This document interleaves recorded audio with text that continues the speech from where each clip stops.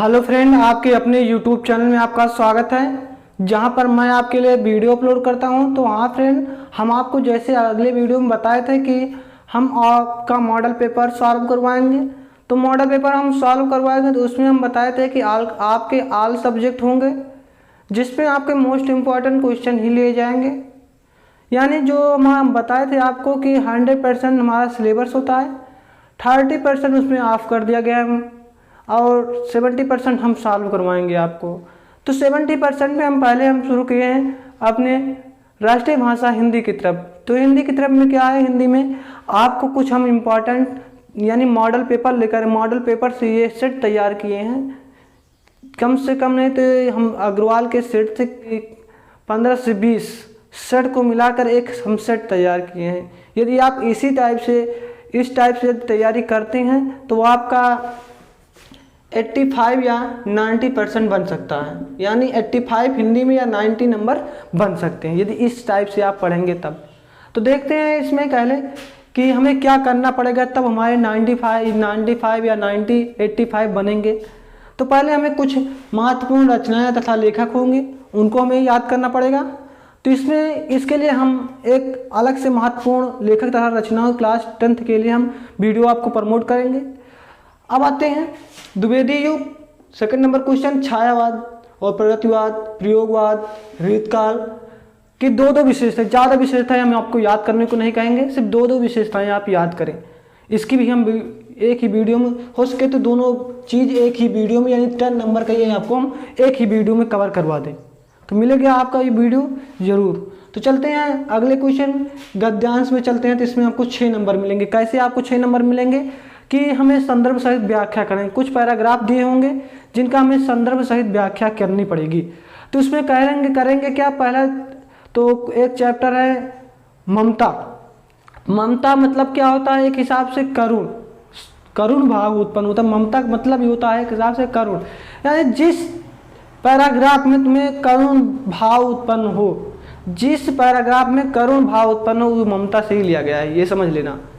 यानी ममता आ सकता है चैप्टर यानी पैराग्राफ में भी ममता आ सकता है, आएगा हो सके तो। हम देखे 3-4 पैराग्राफ तो ममता आया था उसमें, यानी पैराग्राफ में ही ममता लिखा है तो आप तुरंत पहचान लेंगे कि ये ममता चैप्टर से लिया गया है।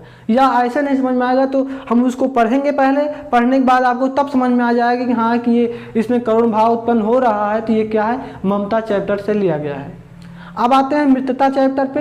तो मित्रता चैप्टर हमारा क्या है, उसमें मित्रता 100%, हर पैराग्राफ में मित्रता मिलेगा ही मिलेगा 100%। तो आप तुरंत ही पहचान लेंगे कि मित्रता चैप्टर से लिया गया है। अब देखिए भारतीय संस्कृत नामक चैप्टर, जिसको कैसे पहचानेंगे, तो उसमें क्या होगा, भारत की संस्कृत के बारे में बताया गया होगा। यानी भारत की कैसी संस्कृति रही है, अब है कैसी, इसके बारे में से बताया जाएगा आपको। तो ये ऐसे आप पहचान लेंगे, यही हमारी तरफ से मोस्ट इम्पॉर्टेंट चैप्टर के नाम से जाने जाते हैं, हम पहचानते हैं इनको। और ये हो सके तो 2022 के सेट में जरूर 100% ये क्वेश्चन जरूर रहे। अब आते हैं क्या, पद्यांश में।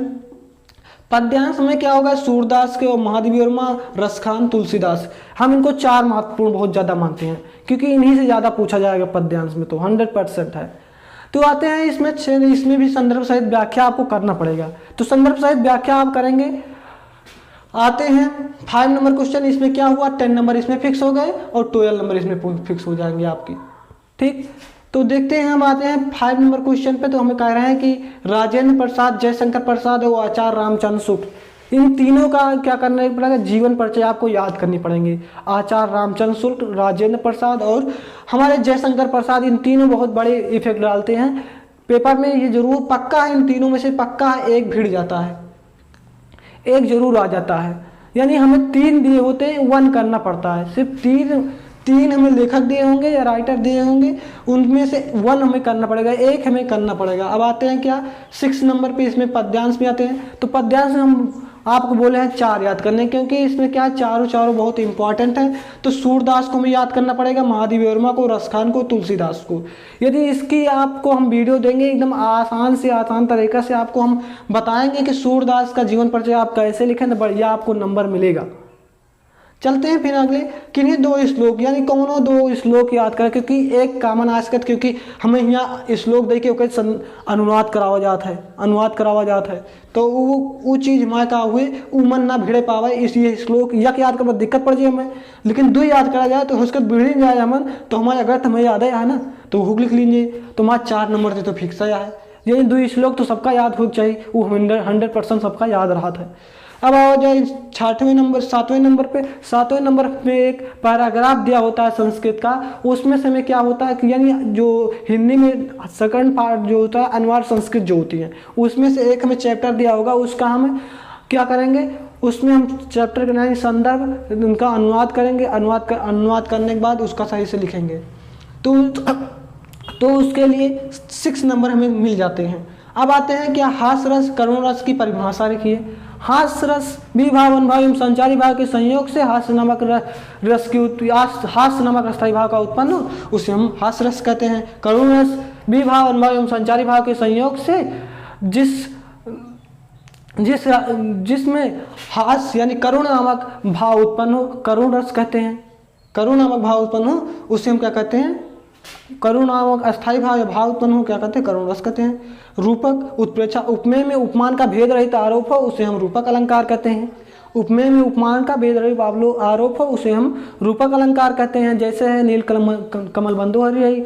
अब आते हैं उत्प्रेक्षा अलंकार, जिसमें ऐसा अलंकार जिसमें मनु मानो जानो आदि शब्द का प्रयोग होता है उसे हम उत्प्रेक्षा अलंकार कहते हैं। मनो नीलमल शैल पर आपत पर प्रभाव, यही वाला जब बनेगा इसमें क्या, तो इसकी हम वीडियो आपको मिलेंगे, इस तरह की वीडियो, यानी क्या होगा कि हम उसमें अलग अलग से जैसे हम क्या करेंगे मैथ फिजिक्स केमिस्ट्री में क्या चैप्टर वाइज लेकर चलेंगे, इसमें भी वैसा चलेगा, लेकिन इसमें क्या होता है कि हमें चैप्टर वाइज चलने की ज़रूरत नहीं पड़ती हिंदी में, तो हमें क्या करना पड़ेगा, हम आपको एक वीडियो में मिलेगा क्या रचनाएं तथा लेखक मिलेंगे आपको, अगले वीडियो में मिलेगा क्या कि द्विवेदी युग छायावादी एवं प्रगतिवादी युग की दो विशेषताएँ आपको मिल जाएंगी।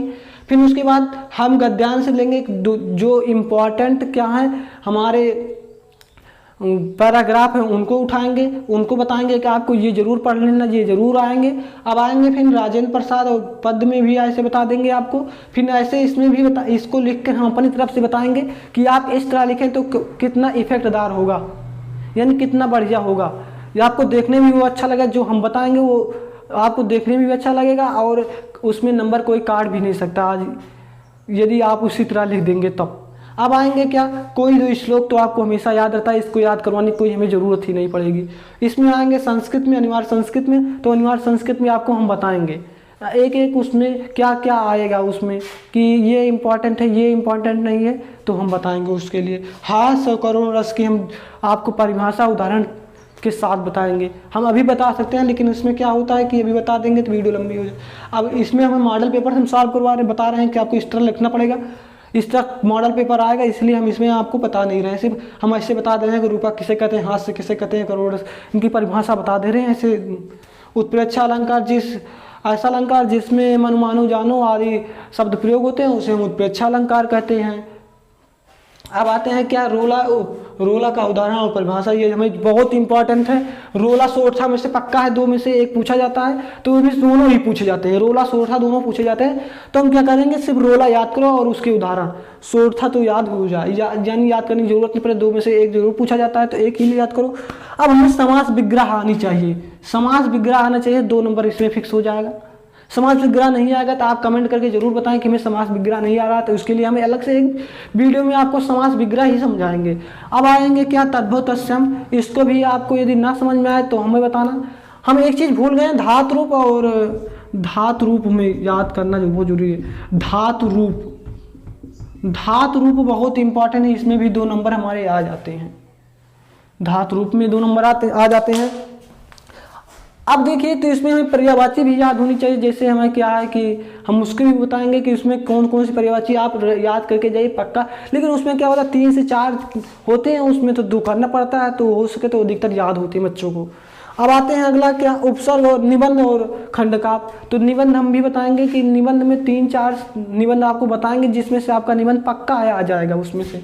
अब जाएंगे उपसर्ग और खंडकाव्य। खंडकाव्य तो एक ही है, एक खंडकाव्य है, इसीलिए उसको याद करने में कोई दिक्कत नहीं है, उसको याद कर लेंगे। यदि आपको ना उसमें समझ में आए, क्वेश्चन बैंक या किताब आपकी टीचर लिखवाए उसमें ना समझ में आए, तो एक बार कमेंट करके ज़रूर बताएंगे कि आप हमसे खंडकाव्य पढ़ना चाहते हैं तो बताना, हम खंडकाव्य उससे और अच्छा बताने के प्रयास करेंगे। यदि आपको वीडियो अच्छी लगी तो ज़्यादा ज़्यादा लोगों को शेयर करना और ज़्यादा से ज़्यादा लोगों को बोलना कि सब्सक्राइब करें चैनल को, जिससे उसको 85 या 95 प्लस स्कोर कर पाए। मैं हिंदी और इंग्लिश, मैथ का, केमिस्ट्री, यानी क्या क्या होगा कि सही से आप पढ़ेंगे, यदि सही से जो बताया रहेगा वो चीज़ पढ़ लेंगे आप, तब कम से कम नहीं तो 85% बन जाएगा आपका, ये हमारी गारंटी है। चलते हैं फिर उस पर। उपसर्ग। उपसर्ग का मतलब क्या होता है, जो आगे प्रयोग किया गया उसे हम उपसर्ग कहते हैं, और जो अब देखिए प्रत्यय का मतलब क्या होता है, जो बाद में प्रयोग किया गया हो। जैसे उपसर्ग में क्या होता है कि उपसर्ग अपमान, प्रयोग किया गया अपमान हो गया। फिर उसके बाद अनुभव, सुमित, अभिमान, सहपाठी, परिवार, ये क्या होंगे हमारे, क्या होंगे उपसर्ग होंगे। जो कि उपसर्ग का मतलब बच्चे समझ नहीं पाते, उप में होता है ऊपर, जो नहीं है, जो उन सबसे पहले प्रयोग की आगे प्रयोग की जाए काम उपसर्ग कहती है। और प्रत्येक मतलब क्या होता है, जो पीछे प्रयोग की जाए, जैसे पढ़ाई, लड़ाई, दौड़ाई, तना, पढ़ता, पढ़त्व, बनावट, ऐसे ऐसे हो जाएंगे हमारे। तो इसमें से भी दो करने पड़ते हैं, तो ठीक है। तो ये हमारे क्या, इसी में से देखिए कि हम क्या 10 नंबर इसमें मिल गए, ये दोनों मिला के 12 नंबर मिल जाएंगे आपको, 4 नंबर इसमें मिल जाएंगे, तीनों में से एक करना पड़ेगा तो 4 नंबर मिल जाएंगे। यानी हमें तीनों का आपको, लेकिन तीनों याद करने पड़ेंगे, ये चीज़ बहुत इंपॉर्टेंट जो हम बता रहे हैं, बहुत इंपॉर्टेंट, तीनों याद कर लेना, इसमें चारों याद करना पड़ेगा आपको। यदि देखते हैं तो ये हमारा मॉडल पेपर आपको सॉल्व कर ली। तो इसमें क्या है कि आप, यदि आपका ये मॉडल पेपर आपको बहुत ज़्यादा अच्छा लगे, ज़्यादा से ज़्यादा बच्चों के पास शेयर करो और चैनल को सब्सक्राइब करना ना भूलें, जिससे हमारे द्वारा प्रमोट किए गए वीडियो आप पास नोटिफिकेशन के रूप में पहुँचे। तो thank you for watching my video. Best of luck for high school examination 2022।